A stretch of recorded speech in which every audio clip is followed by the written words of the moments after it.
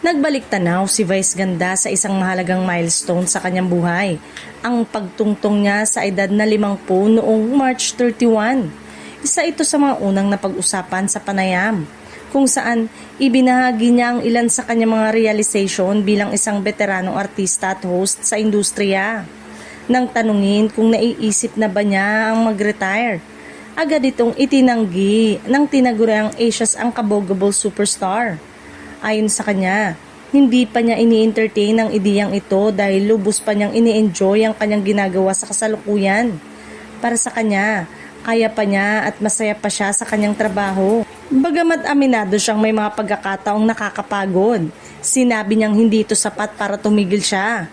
Sa halip, mas lalo pa raw siyang ginaganahang ipagpatuloy ang kanyang mga proyekto, lalo na ang kanyang pagiging bahagi ng noontime show Night Showtime. Ibinahagi rin ni Vice na patuloy siyang na-excite sa iba't ibang aspeto ng kanyang karir, mula sa paggawa ng pelikula, taon-taon hanggang sa posibilidad ng muling pagko-concert.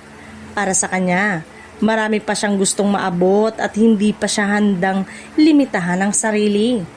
Naniniwala rin ang komedyante na marami pa siyang undiscovered potentials na maaaring matuklasan habang siya ay tumatanda. Aniya, may mga bagay na hindi niya nagagawa noon pero kaya pala niyang gawin ngayon. At doon niya nakikita ang kagandahan ng patuloy na paglago bilang isang artista at individual. Sa huli, iginit ni Vice Ganda na ayaw niyang ikahon ng sarili sa kung ano lang ang nakasanayan.